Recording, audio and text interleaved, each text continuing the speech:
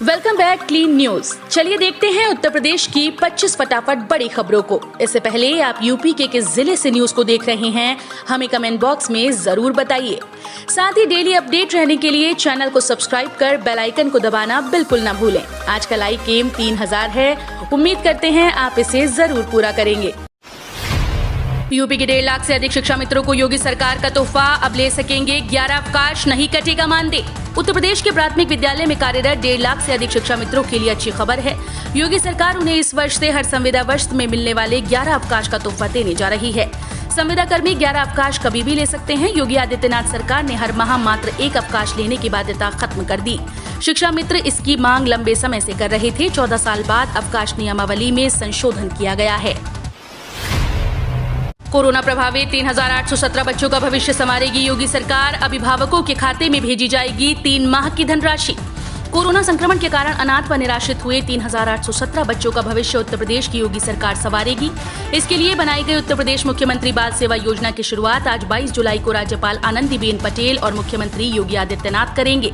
इन बच्चों का लालन पालन करने वाले अभिभावकों के खाते में सरकार 4000 रूपए प्रति बच्चे के हिसाब से 3 महीने की धनराशि एक साथ भेजेगी। योगी सरकार का अहम फैसला, शहरों में अब बिना रेंट एग्रीमेंट नहीं रखे जा सकेंगे किराएदार। यूपी में अब बिना एग्रीमेंट के किराएदार नहीं रखे जा सकेंगे। योगी सरकार ने इस बारे में सख्त निर्देश जारी किए। नए नियम के मुताबिक किराएदार रखने से पहले मकान मालिक को रेंट एग्रीमेंट कराना होगा। इसके साथ ही उस एग्रीमेंट को किराया अथॉरिटी में जमा कराना भी जरूरी होगा, जिसके बाद अथॉरिटी इस एग्रीमेंट को अपनी वेबसाइट पर ऑनलाइन करेगी।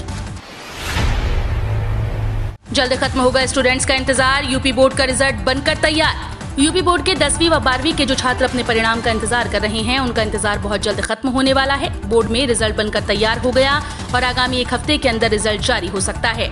कोरोना महामारी के दौर में पहली बार ऐसा होगा जब यूपी बोर्ड के छात्र छात्राओं की मेरिट नहीं बनेगी। छात्रों ने जिस तरह साल भर पढ़ाई के दौरान स्कूल स्तर पर हुई परीक्षाओं में जैसा प्रदर्शन किया, ठीक वैसे ही अंक उन्हें मिलेंगे। यूपी के 14 शहरों में चलेगी 700 इलेक्ट्रिक बसें। उत्तर प्रदेश की योगी सरकार बढ़ते प्रदूषण को कम करने और पर्यावरण के सुधार के लिए 14 शहरों में इलेक्ट्रिक बसों का संचालन करने जा रही है।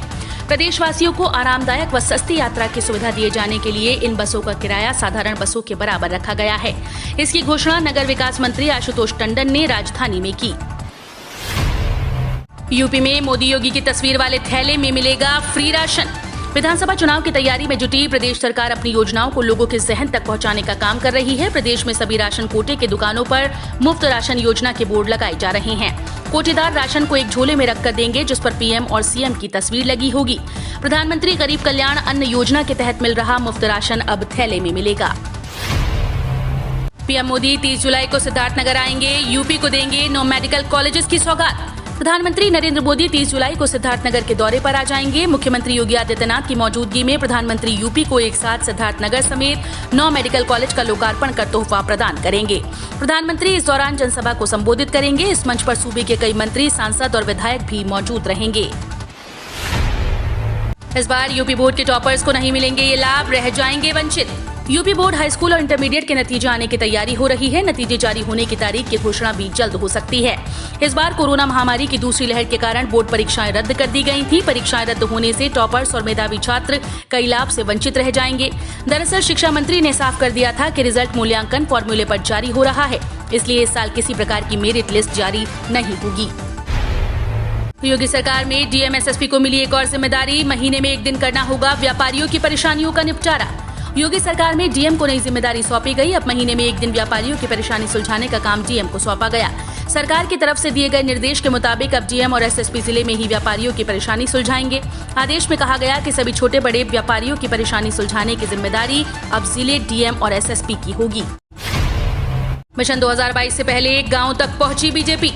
कभी शहरी लोगों की पार्टी मानी जाने वाली भाजपा धीरे धीरे गांव तक पहुंच गई है। इस बात को इससे भी समझा जा सकता है कि पंचायत चुनाव में जिले से लेकर ब्लॉक प्रमुखों तक में भाजपा का दबदबा रहा।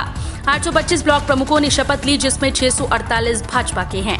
ये दावा किया जा रहा है कि भाजपा की सफलता के पीछे किसानों के ऋण माफी योजना के साथ ही न्यूनतम समर्थन मूल्य को 1.5 गुना करने के फैसले हैं।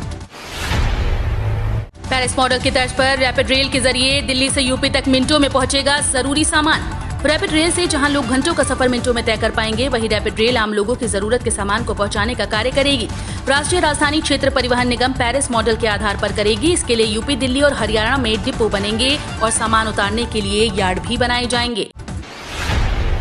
लखनऊ में कार्यकर्ताओं में उत्साह भर गए। सपा अध्यक्ष अखिलेश यादव बंथरा से समाजवादी रथ पर हुए सवार। वैसे तो सपा के राष्ट्रीय अध्यक्ष अखिलेश यादव अक्सर कानपुर रोड से गुजरते हैं, लेकिन बुधवार को उनका कारवां जब उन्नाव की तरफ बढ़ा तो कई बार रुका। ढोल नगाड़ों के बीच एयरपोर्ट से लेकर बंथरा तक कार्यकर्ताओं का हुजूम उमड़ रहा था। अखिलेश यादव यहां रुके और कार्यकर्ताओं से रूबरू भी हुए। बंथरा तक वो अपनी फ्लीट की कार से पहुंचे। मायावती हिंदुत्व को अपनी दलित राजनीति के साथ जोड़ेंगी। अयोध्या में पहले ब्राह्मण सम्मेलन की तैयारी। बहुजन समाज पार्टी के प्रमुख मायावती भी अब हिंदुत्व का दामन थामने की तैयारी में नजर आ रही हैं और इस तरह वो भी भाजपा के मुकाबले के लिए सॉफ्ट हिंदुत्व कार्ड खेलने को मजबूर। नेताओं और पार्टी की एक लंबी सूची में शामिल हो गयी। बसपा प्रमुख ने ब्राह्मण सम्मेलन की शुरुआत आने वाले हफ्ते में अयोध्या से करने का ऐलान किया है। एनकाउंटर में मारे जाएंगे खिलाफ खड़े होने वाले मुनव्वर राणा पर योगी आदित्यनाथ के मंत्री आनंद स्वरूप का विवादित बयान। उत्तर प्रदेश सरकार में मंत्री आनंद स्वरूप शुक्ला ने मशहूर शायर मुनव्वर राणा पर विवादित बयान दिया, जिसमें उन्होंने कहा कि उनके जैसे लोगों को प्रदेश ही नहीं देश को छोड़कर जाना होगा। दरअसल पिछले दिनों शायर मुनव्वर राणा ने योगी सरकार के खिलाफ एक बयान देते हुए कहा था कि योगी अगली बार यूपी के मुख्यमंत्री बनते हैं, तुम वह राज्य छोड़कर चले जाएंगे।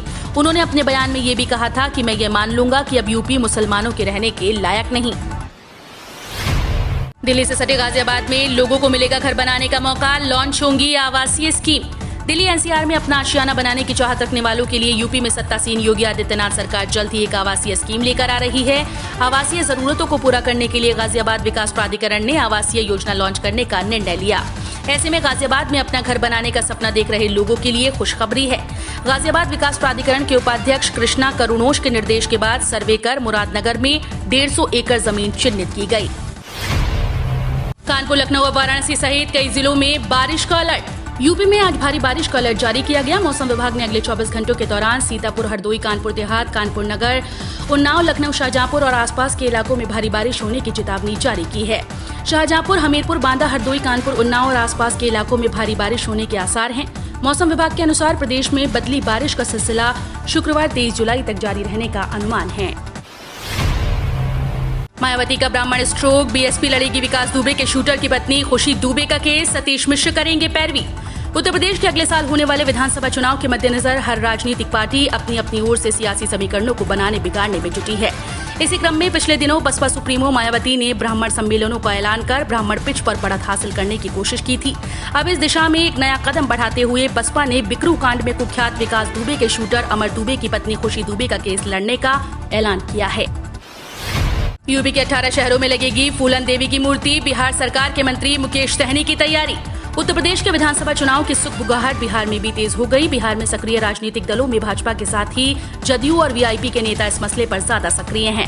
अब बिहार सरकार के मंत्री मुकेश सहनी की पार्टी विकासशील इंसान पार्टी 25 जुलाई को बिहार और उत्तर प्रदेश में फूलन देवी शहादत दिवस मनाने का ऐलान किया है।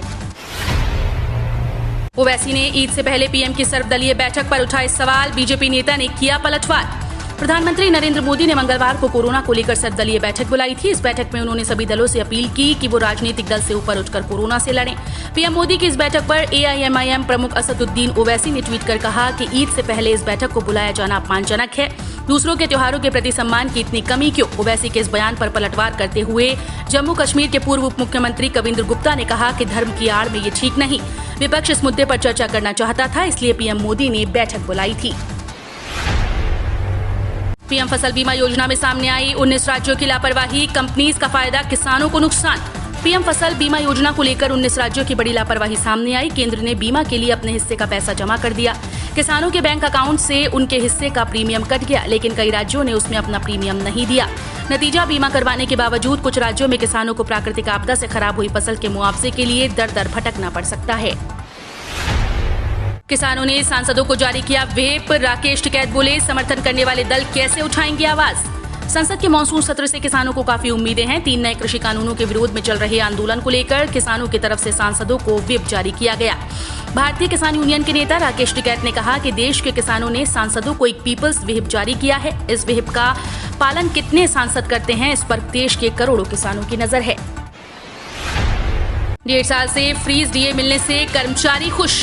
कोरोना महामारी के चलते जनवरी 2020 से फ्रीज किए गए महंगाई भत्ते की 3 किस्तें रिलीज किए जाने के आदेश से कर्मचारी काफी उत्साहित हैं। जनवरी 2020 से 21 तक कुल 11% महंगाई भत्ता देय था, जिसे कोरोना त्रासदी के चलते सरकार ने भुगतान करने पर रोक लगा दी थी।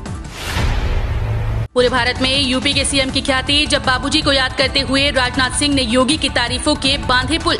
उत्तर प्रदेश के लखनऊ में बीजेपी सांसद लालजी टंडन की प्रतिमा का अनावरण करने के लिए रक्षा मंत्री राजनाथ सिंह लखनऊ पहुंचे। कार्यक्रम के दौरान लालजी टंडन के बहाने राजनाथ ने यूपी सीएम योगी की भी जमकर तारीफ की।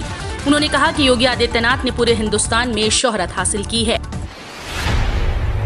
नॉन बीएड बीएफए के 90 चयनितों की नियुक्ति का रास्ता साफ। यूपी के राजकीय विद्यालयों में सहायक अध्यापक कला के लिए चयनित नॉन बीएड बीएफए अभ्यर्थियों की नियुक्ति का रास्ता साफ हो गया। उत्तर प्रदेश लोक सेवा आयोग ने पद स्थापन के लिए शिक्षा निदेशालय को NLT ग्रेड अभ्यर्थियों की फाइल भेज दी। भर्ती के विज्ञापन में बीएड और बीएफए अनिवार्य अहर्ता थी। वही बात करें आज की आखिरी खबर कोरोना अपडेट पर, तो यूपी में बीते 24 घंटे में कोरोना के 55 नए मामले। उत्तर प्रदेश में बीते 24 घंटे में कोरोना के 55 नए मामले सामने आए और 2 लोगों की मौत हो गई। इस दौरान 107 लोग ठीक भी हुए। सक्रिय मामलों की संख्या घटकर 1036 रह गई। हम रोज ऐसे ही न्यूज लाते रहेंगे। यदि आपने अभी तक क्लीन न्यूज यूपी को सब्सक्राइब नहीं किया है तो फटाफट सब्सक्राइब कर लें। साथ ही बेल आइकन को प्रेस करना बिल्कुल ना भूलें ताकि लेटेस्ट अपडेट मिस ना हो।